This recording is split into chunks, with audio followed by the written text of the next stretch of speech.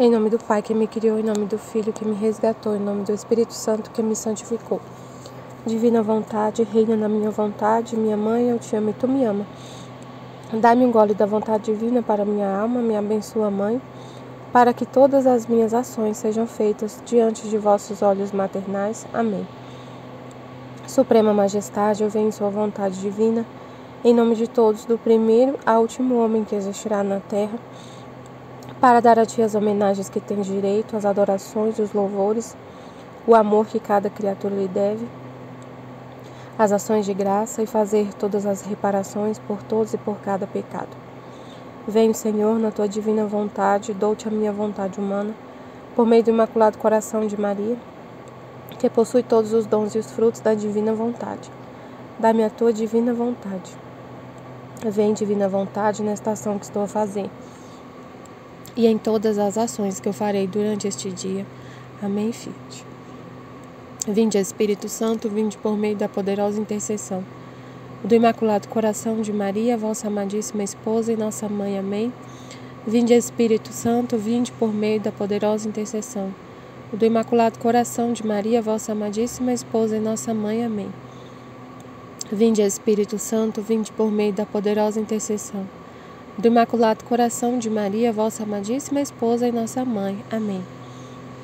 Eu não sou nada, Deus é tudo, Pai, eu te amo. Então vamos continuar, retomar os nossos estudos da escolinha. No último estudo 14, os últimos vídeos que eu fiz foi para meditar, falar sobre o que Deus tinha falado no vídeo Gostos Humanos e Divinos 3. Então a gente estava terminando de ler, estava bem no fim mesmo dessas anotações que eu fiz desse vídeo. E aí nessa última parte da anotação, o que Deus falou que Ele quer pessoas vivas na terra olhando para Ele, o que Ele quer, o que é a vontade dele. Ele está precisando de várias coisas e não estávamos atentos, tudo que a gente falou nesses últimos vídeos, dessa chave que Deus está virando na nossa mente para a gente olhar para Ele, ficar atento para Ele, para os interesses dEle, que Ele quer nossa atenção para Ele, somos dEle. Agora Ele vai nos capacitar para viver assim, esquecendo de nós mesmos, da nossa vida. Então, olhar para Ele, esquecer de nós mesmos, a gente vive para Ele. Isso é o amor, O amor é sempre pensar no outro, não tem como foi falado como eu expliquei na minha palestra no congresso ontem sobre... Achei interessante o jeito que Deus falou do amor, que o amor que fazia o anjo Azarias, ele falou muito sobre obediência e amor. Ele falou, obediência é amor. Ele falou essa frase assim, exatamente assim, obediência é amor. E aí na minha palestra eu falei sobre isso também.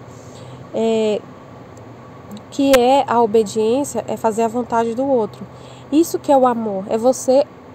A vontade do outro é o desejo do outro, é você querer satisfazer o desejo de outra pessoa, porque satisfazer o seu desejo é amor próprio, e isso não é amor. A palavra amor próprio, ela é tipo assim, até estranha, porque não existe amor próprio. O que existe o amor próprio é egoísmo, é você satisfazer suas próprias necessidades. Isso é egoísmo. O amor é sempre sair de si para o outro. E por isso que ele fala, obediência é amor, porque você não faz o que você quer, mas que o outro quer, e esse outro é o seu Criador, é Deus. Então você vive para Ele. A obediência a Deus é amor. Então é isso, é esquecer de você e só lembrar dele. Você esquece de você. Então, aí estava assim, não estamos aqui para salvar pessoas, mas para salvar Deus. Ele falou isso nesse vídeo. Dando a atenção a Ele que os outros não dão. E a gente já explicou sobre isso, como é esse amor ao próximo. Está nesse amor a Deus, você ama o próximo. Deus falou uma coisa muito importante na minha palestra, em todo o congresso, né? Mas eu lembrei disso agora. O trecho que eu li na minha palestra era assim, ó. Por que Adão pecou? Quando começou a culpa? Quando acabou o amor. Quando acabou o amor de Adão por Deus, ele pecou. Ele desobedeceu. Ele esqueceu que Deus amava e esqueceu de amar a Deus. E aí ele falou assim,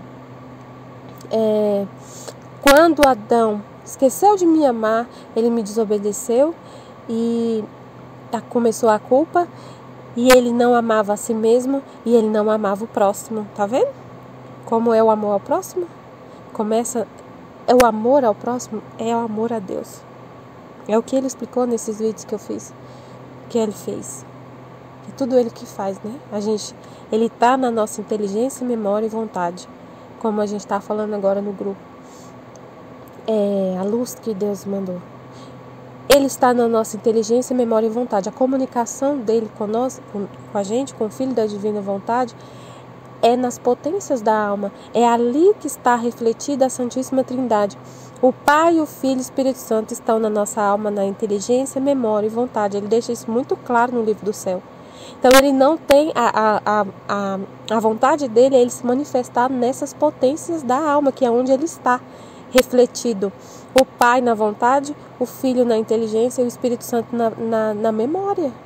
E assim ele se comunica com a gente de forma, não é assim, de forma natural, que foi assim que ele criou. É perfeito a forma como Deus criou. Quando ele fala de forma sobrenatural, é como se ele tivesse que ficar gritando para a gente, tocando trombeta, sendo que quando lá no Éden, como que Adão ouviu Deus, percebeu que Deus tinha chegado. E ele já tinha quando aconteceu a queda, né, mas Deus chegou. Deus chegou para conversar com eles. Como que Adão percebeu que Deus tinha chegado?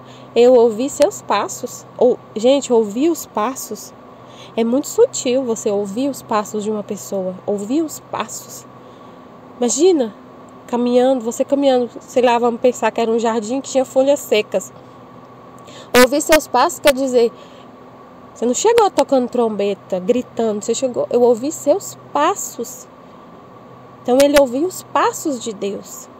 Então a nossa inteligência, a gente fica com a atenção tão focada que você ouve os passos de Deus. Ele não quer, não foi assim que ele pensou. Ele não precisa despertar os seus sentidos, seu ouvido natural do seu corpo. Ele não precisa despertar os seus ouvidos para você ouvir. Ele não precisa despertar sua visão, seu olho humano, para você ver Deus e falar com Ele, para você prestar atenção nele. A atenção está na inteligência, memória e vontade. Sem você ver nada, sem você ouvir nada, você consegue ouvir Deus. É incrível, é assim. É assim que é a comunicação de Deus com o Filho da Divina Vontade, é na inteligência. Não desperta os sentidos. Eu não escuto nada no meu ouvido, nenhum barulho no meu ouvido. Eu não vejo nenhuma visão, nada. E eu sei que Deus está falando comigo, na minha inteligência. Então, Então, assim, o que acontece? Quando o homem deixou de amar a Deus, perdeu o amor a si mesmo e ao próximo. Então você agora faz o caminho contrário. Amar a Deus sobre todas as coisas, automaticamente isso é uma consequência, já está incluso amar o próximo e amar a si mesmo. Que é, né, como a gente já explicou. Então, e aí eu falei assim, ó. O próximo vídeo que eu for fazer, eu vou ler o trecho que Deus confirma isso no livro do céu, que Ele mandou pra gente, usando a nossa inteligência. Ele mostrou, usando a vontade, a memória, a inteligência, Ele se comunicou e mostrou o trecho do livro do céu, que fala exatamente isso, que na divina vontade, Deus é salvo. É isso que Ele falou. Ele falou assim, ó, no trecho. assim como a redenção serviu para pôr a salvo as habitações, assim o reino da divina vontade servirá para pôr a salvo e restituir a habitação àquele que a havia criado. Em cada ato feito na divina vontade, Deus cria sua vida. A Luísa fala, deixa eu ler, eu quero ler a parte. Tá, vou ler tudo.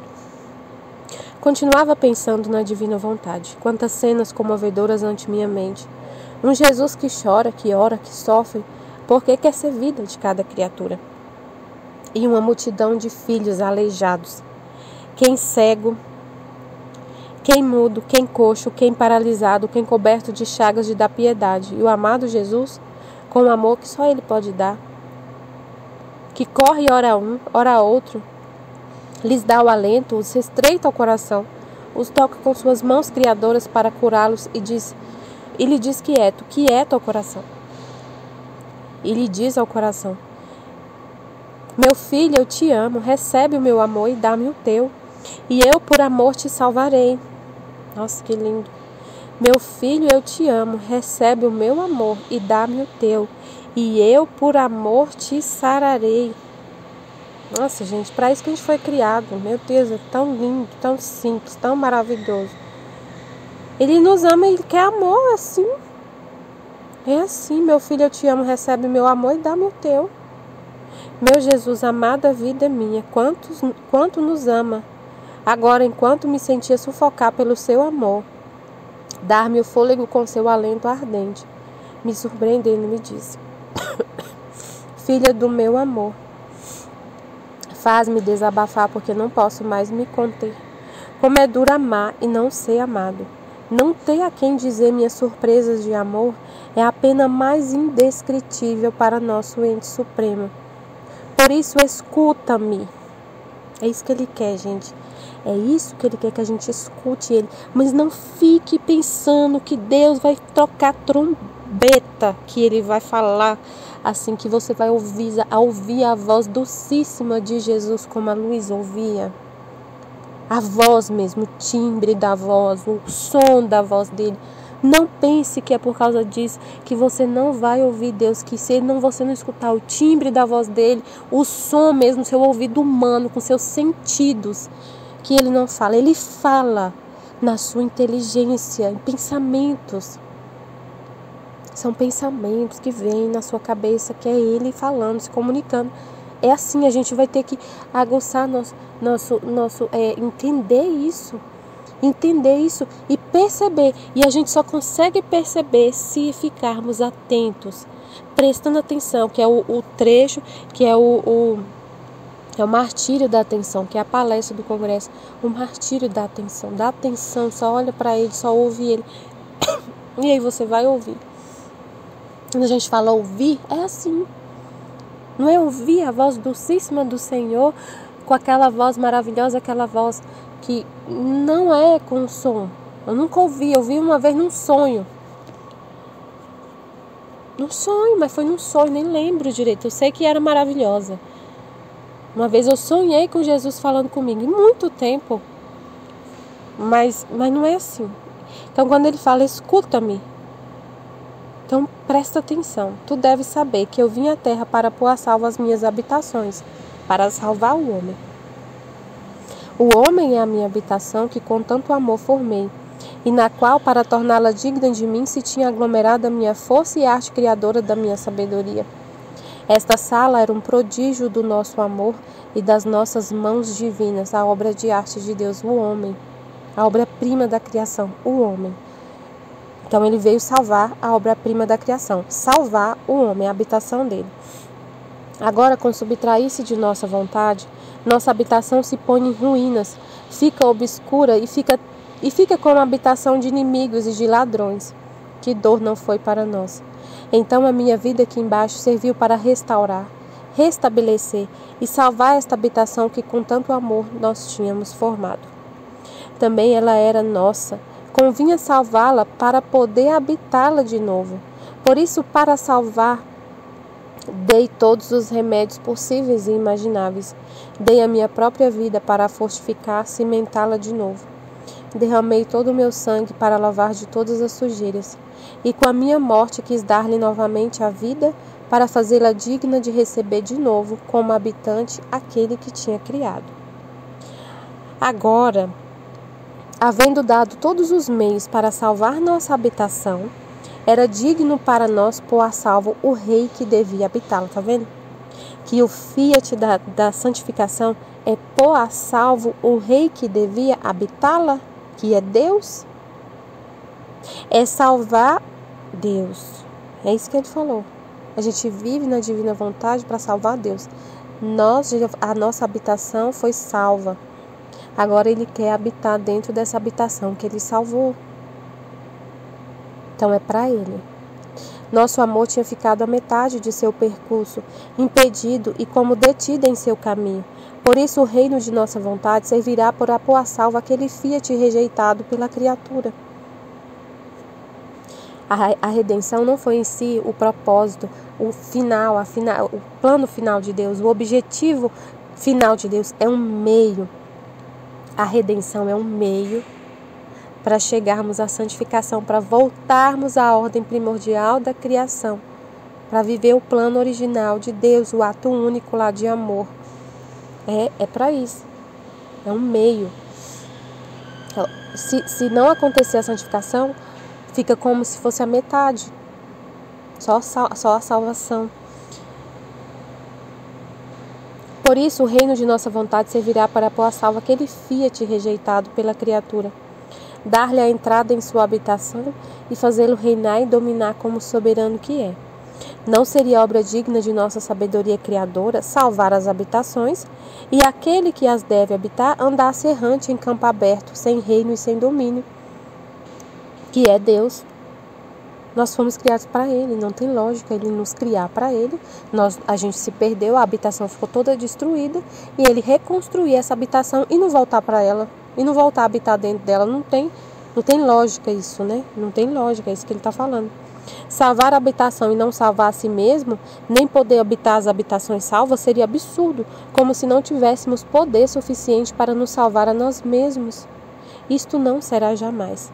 Se tivermos poder para salvar nossa obra criadora, teremos poder para pôr a salvo a nossa vida em nossa obra. A nossa vida em nossa obra. A vida divina na obra que Ele criou. A vida divina na habitação humana. A vida divina na alma humana. É isso que acontece no reino da divina vontade. A salvação da vida divina no homem. O retorno da vida divina no homem, na alma humana. É isso. Assim, teremos nosso reino, faremos prodígios inauditos para tê-lo. Nosso amor cumprirá seu caminho, não ficará na metade. Se desembaraçará das cadeias.